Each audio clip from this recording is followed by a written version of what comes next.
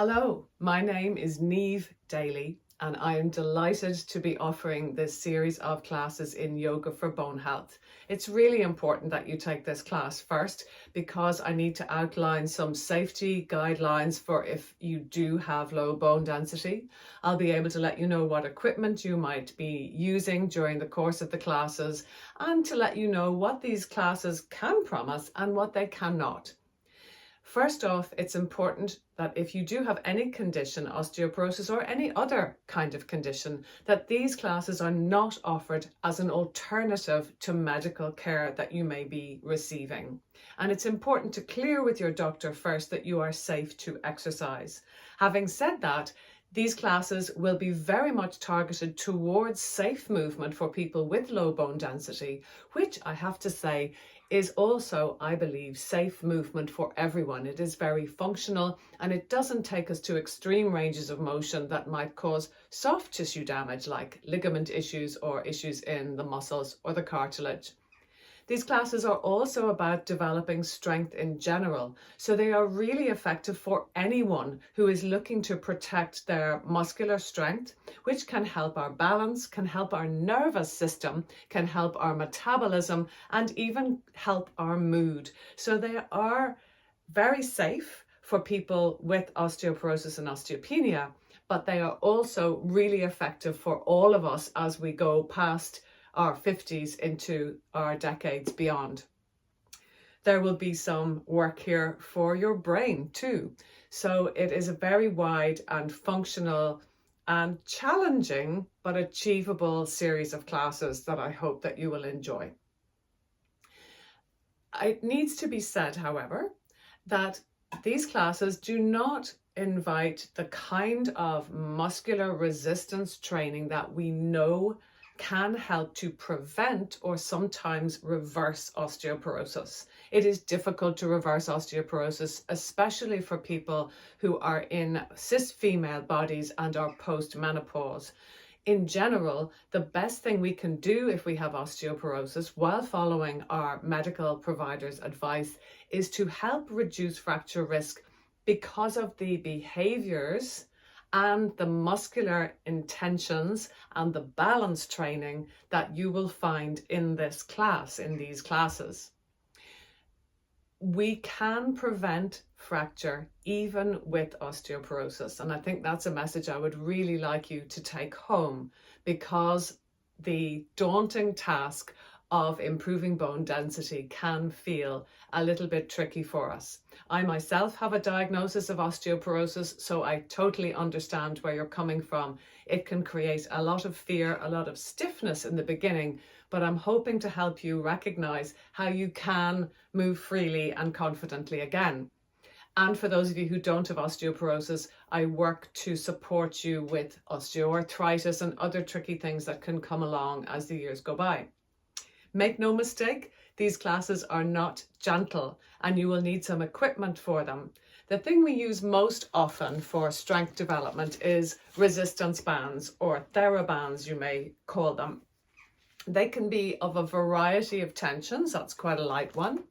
This one here is really quite robust. And then you can also get looped bands of different strengths.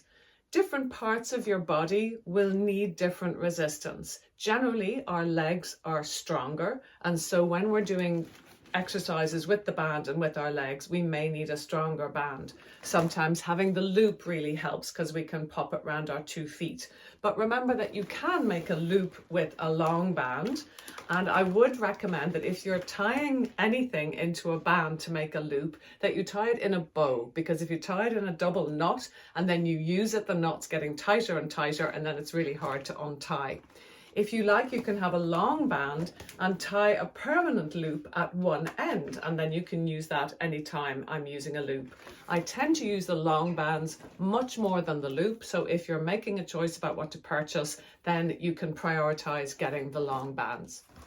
Other things you will need We often do use a yoga bolster, and this is quite a heavy one deliberately. It's made of buckwheat or filled with buckwheat. If you don't have one and you don't want to purchase one, you are certainly welcome for the ways in which we use it to lie on it, to use cushions or pillows or something like that wrapped up in a blanket, maybe tied with a robe strap, a belt from a dressing gown. But for some of the practices, we use it to add weight.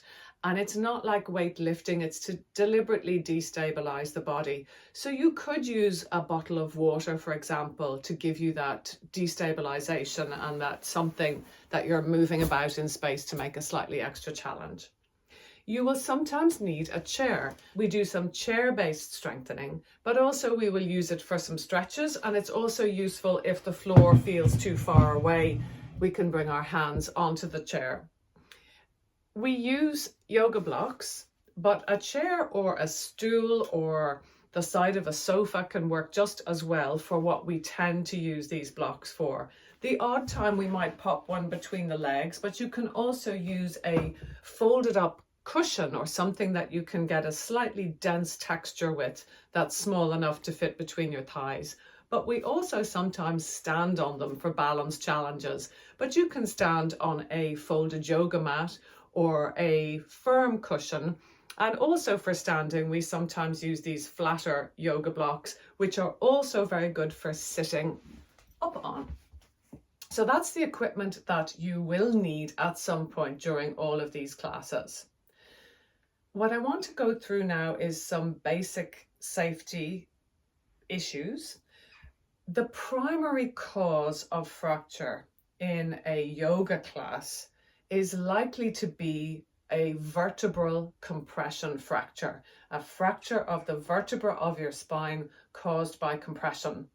And the way that we hope to avoid vertebral compression fractures in life and in our yoga with a little side order of Pilates, as happens in these classes, is to avoid flexion of the spine, meaning rounding of the spine.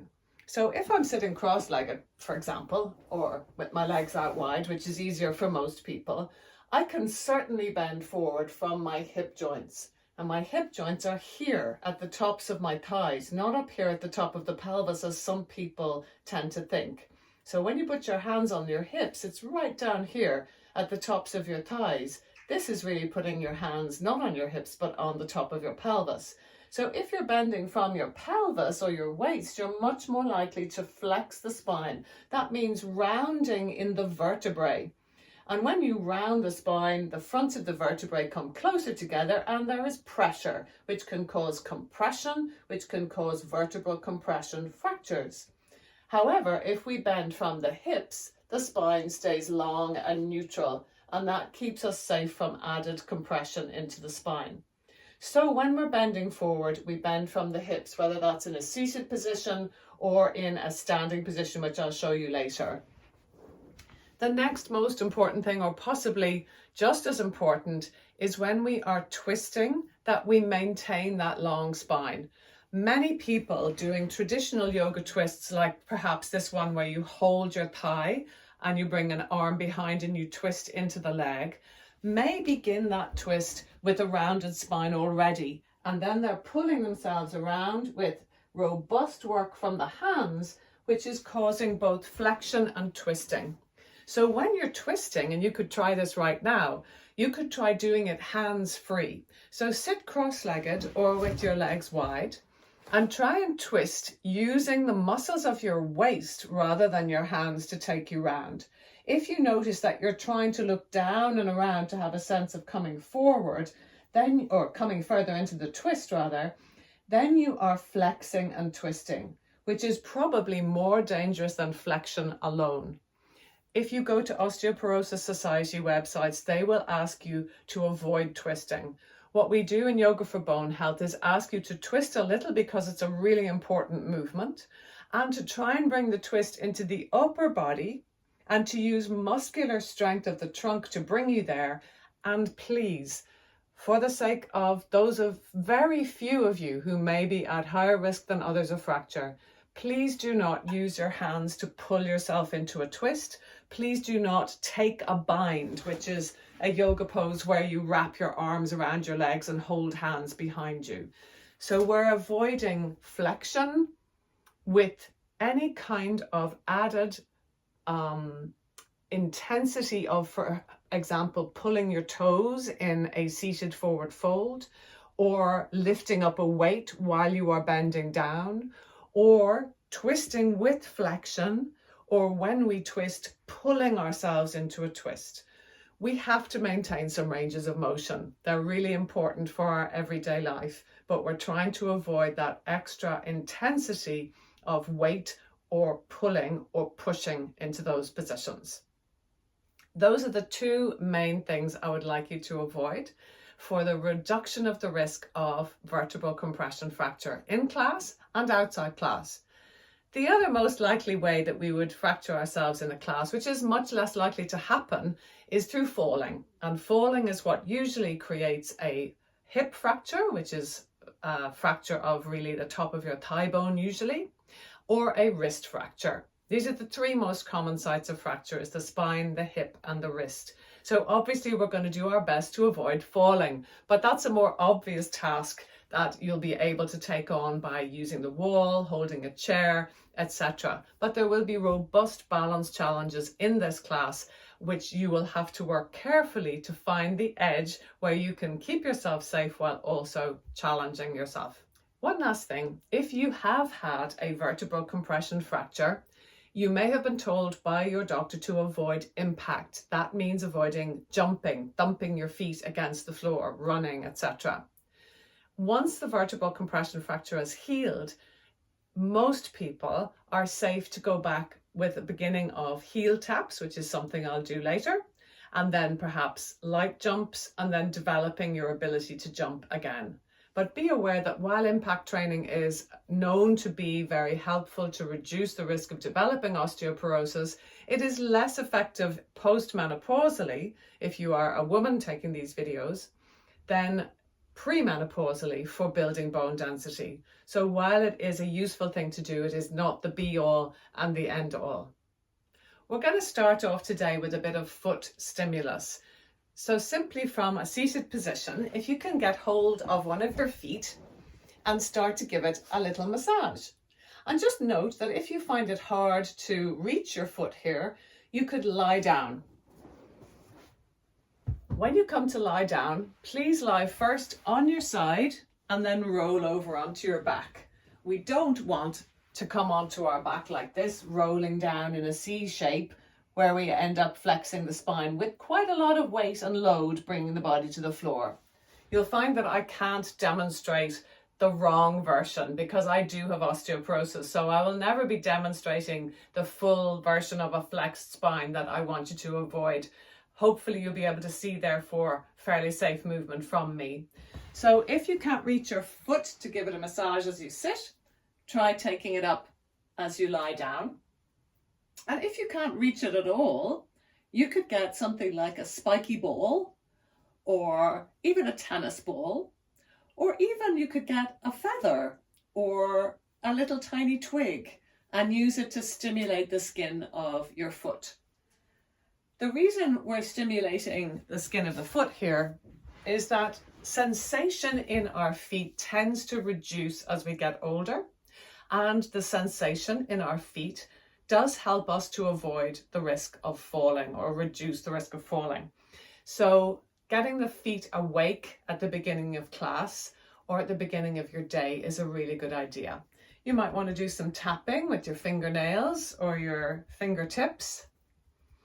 Anything that wakes up the cutaneous sensation, that means the sensation of the skin. You're connecting your brain to your foot. Let's do the other foot now. You can, at the same time as doing this massaging movement, you could manipulate your toes as well to try and work in a little bit more mobility in the toes. If you have arthritis in the toes, that can be a real difficulty in terms of maintaining mobility, or bunions too. So we're trying to work as best we can with the feet that we do have, and maybe perhaps thinking about how might we prevent them deteriorating further if we do have deterioration. I use a toe separator actually on one foot because I have a bunion on my big toe, and that does make mobility a little less easy. But I'm trying to slow down that progression by wearing the separator. Maybe some tapping, maybe some stroking and tickling. And this is also really nice for your nervous system because your brain has a big map of your foot. The feet are really important to your brain, and stimulating them and giving sensation and mapping them for your brain can really help your nervous system feel safe because it knows that these important parts of your body are being stimulated and they're able to connect to the brain. From here, we're going to try to manipulate the feet a little bit. So we're going to go and kneel. I really recommend that you kneel on a pleat in your mat. Just fold it in the middle and then kneel on it. And if you can, feet flat, sit back. Now, sitting back on the feet can be really tricky, especially if you haven't spent a life in high heels. So if you can't sit back on the heels with your bum down, you can kneel up and do most of this with the knees less flexed. Hopefully, we're sitting back and leaning back, lifting the knees if you can. And if you're kneeling up, you're simply tilting back. You just want to feel a little bit more stretch on the fronts of the feet. This tilt back will also add a bit of quadriceps strength for you, so it'll be a bit trickier. Whereas this one will add a bit more stretch for the ankles and hips. So you're going to get something out of each of them. Then we're going to tuck the toes as evenly as you can and sit back as well. If you're doing the upright kneeling, again, you tuck the toes and lean. And the lean may be less far than it would be if you're sitting down. Keep breathing, especially if you're doing something challenging, which can be the case for the feet. And lastly, we're going to put one foot on top of the other and try and sit back. And then we're going to flip an other foot on top of the other and sit back. I'll show you that facing the camera. One foot on top, sit back, kneeling up, flip the feet and sit back. One more on each side if you can. Just feeling those feet coming alive. And then take a little breather. How would you like to rest? Would it be sitting back on your knees, on your heels rather? Or do you feel much more comfortable to sit with your legs out in front? Even for this brief moment, if you find sitting on the floor tricky and you're rounding in the spine and you're having to hold on to stay here and it's not a natural place, even though we're only going to be here for maybe 30 seconds, pop your bum up on a block and sit more comfortably. You can even bend the knees. Just a few breaths here before we take ourselves more upright.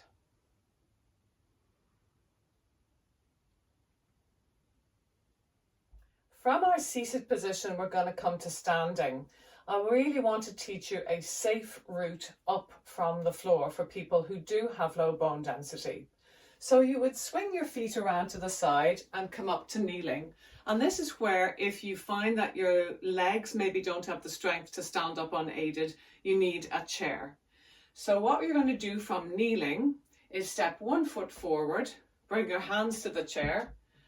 As you step the other foot forward, be careful to keep your spine as long as possible. So you're stepping the other foot up, you might be in a slight bend in the knees, and then walk your hands up your body without rounding the spine.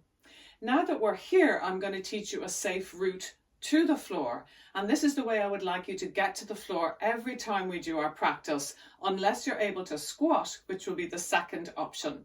So you stand in front of a chair. It can be really helpful to bring the chair slightly to the side of your mat and then stand in front of the chair.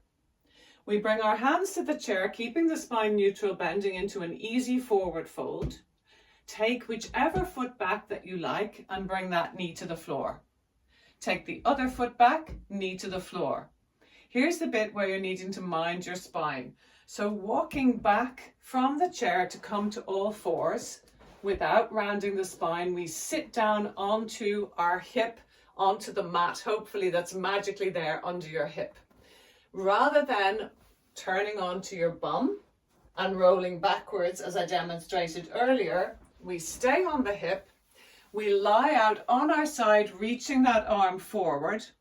And then we roll onto our back, and magically, here we are, ready to start on our back again. Let's come back up from the floor safely, roll to your side, press that top hand into the floor and push yourself up. Try and let your head and neck stay at ease. Flip over to all fours. Crawl to your chair if it's not right there. Bring your hands to the chair. Step whichever foot forward you like. Step the other foot forward, neutral spine, and come up to vertical.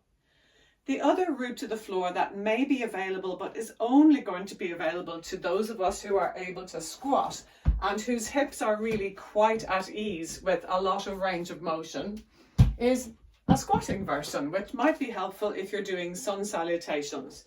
So we're going to take our arms up. Let's imagine we're doing a sun salutation, breathing in. As you exhale, turn the toes slightly out and come down into a squat with your heels off the floor, which should make it easier. You can do that squatting while holding a wall or a chair to make it easier again. This is the hard part in terms of flexion of the spine. This is where you need that flexibility in the hips. We bring the fingertips to the floor and we keep a long spine by leading forward with the chest. Fingertips on the floor, we step one foot back, and then we bring the palms to the floor, we step the other foot back, we find ourselves in plank pose, as is familiar for many of you who do sun salutations, and we come to the floor and we can easily continue our sun salutation as normal there. Have a look at my face down dog. Many of us will be doing face down dog a little bit like this because the hamstrings will be forcing us forward because they don't have the flexibility to allow us to maintain neutral spine. In that case, bend your knees slightly, lift your tail and bring your chest back to your legs, and that slight bend in the knees should allow you to be much more neutral in your spine, and you might find you enjoy it a little bit more. On the way back from this non-chair assisted sun salutation, we'll come back into plank, and this is tricky. We're going to take one foot, whichever one naturally goes further for you, forward, toes pointing out to the side, knee pointing out to the side, heel off the floor. Step the other one up to join into a squat. Walk your fingertips back, let your bum drop down till you come to vertical, and then you need lots of leg strength to take yourself up to standing. So already you see that yoga for bone health doesn't have to be all soft and touchy-feely. There is a lot of challenge here as well. Regarding these neutral spine safety features, the next one I want to teach you is the hip hinge. This is something that is ubiquitous in trainings for people with osteoporosis, and it's how we learn to get things up off the floor and remind ourselves how to bend indeed at the hips. So again, could you take your hands to your hips, which is this point here? It's really your groins. So your hip sockets are about here, and your femoral head, the top of your thigh bone, points into them around here. So taking your hands here rather than here can really help you to feel that point of flexion that we're intending. My favorite instruction for the hip hinge, because it's different to a squat. A squat is going straight down, lots of work in the hips, of course, but a hip hinge is how we get to reach something from the floor without having to squat. So we bend the knees a little. It'll be familiar to you as chair pose, but it goes a bit further. My favorite instruction is try and close a door behind you with your bum. That brings the bum backwards, and that's the basic hip hinge position. Hopefully, if the hips are flexible enough, you can now empty the dishwasher with your hip hinge. You can pick up a box off the floor, or you're shopping off the floor. So this is a really important piece to learn, both for our yoga practice and for our daily life. Bend the knees, close a door with your bum, and then straighten up with neutral spine. The last thing I'm going to show you in this introductory video is some safe balancing options. We'll be doing a lot of very challenging balancing, and we can start with a chair or a wall. Do be sure that your chair can save you if you do start to fall. So give it a little test.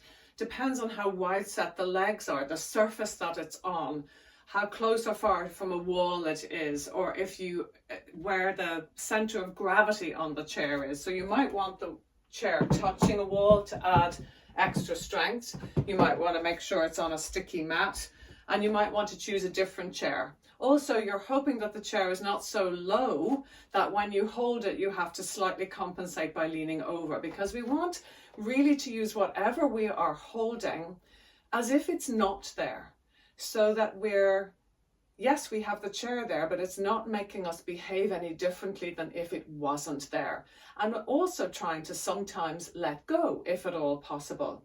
The wall is obviously a little simpler because you can have your hand wherever you want it, but you might find that there's no wall space available to you because of furniture in the room, etc. And again, if you're using the wall, we don't want to have to compensate to get to the wall. So we're not here trying to reach the wall, but also going too close can make us kind of have a sense of pushing away, or it will indeed actually push us away from the wall. So whatever you're using, it could be a little shelf either.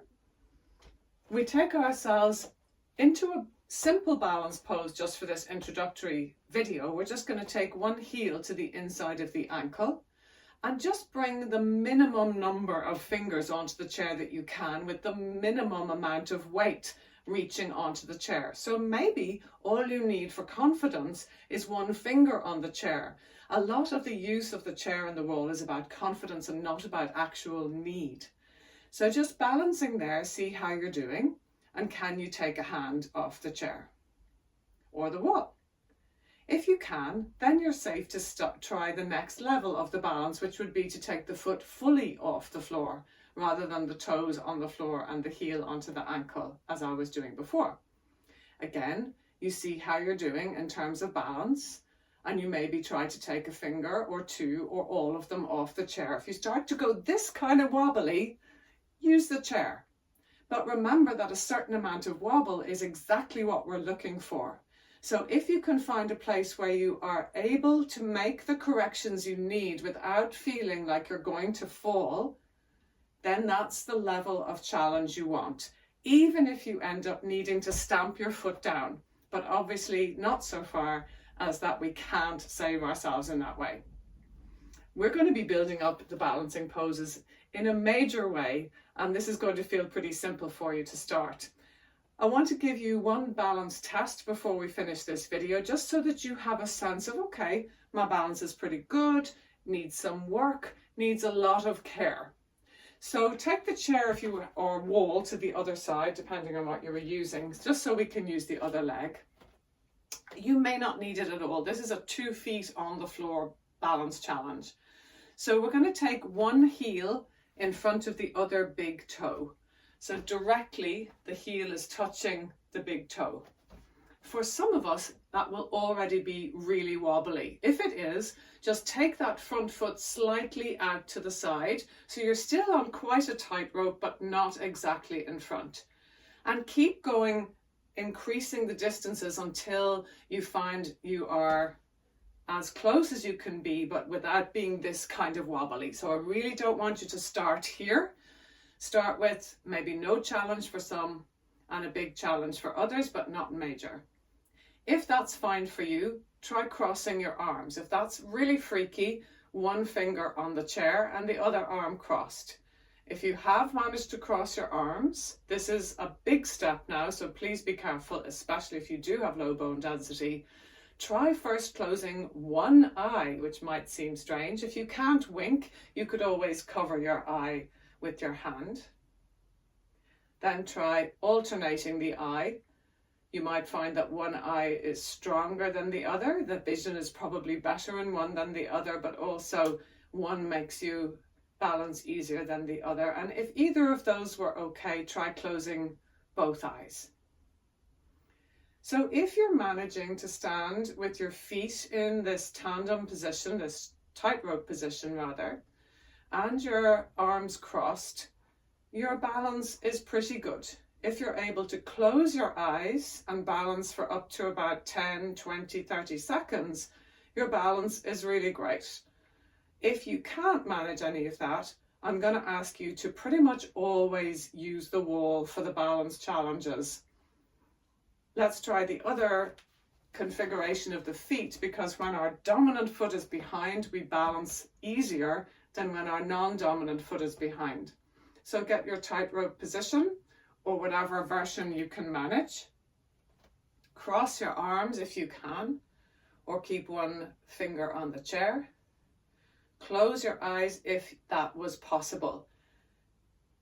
You're hoping for a little bit of jerky movement so that you can feel the challenge between your brain and your body. Feel the surfaces of your feet and honor the brilliance of this body of yours that, quicker than you can even think, is doing its best at all times to keep you safe and knows better than we can consciously how to do that.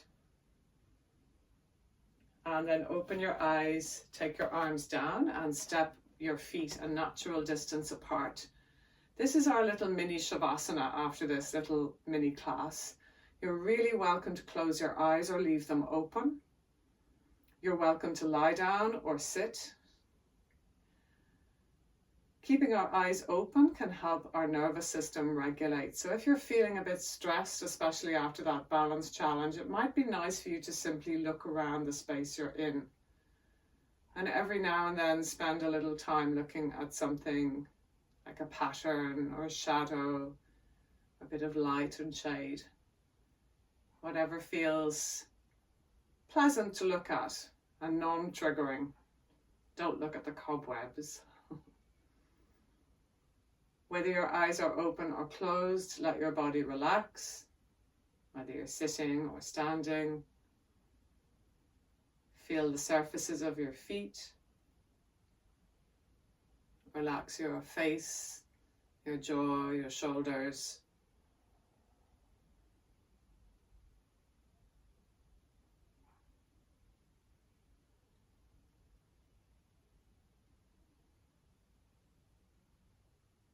And especially if you do have a condition that you're living with, whether that's osteoporosis, osteoarthritis, so many other potential things that may be part of your life now, please be aware that movement is still possible, joy is still possible, but more importantly, that so much of your body is working really well. The priority for your breath, the purpose of breathing is to keep you alive right now. So that's working really well. The priority for your nervous system is to keep you alive for the next few moments. So that's working really well. Notice what's working. If you feel comfortable to, take a hand to the belly, a hand to the heart. And just offer this body of yours a little compassion and tenderness and patience.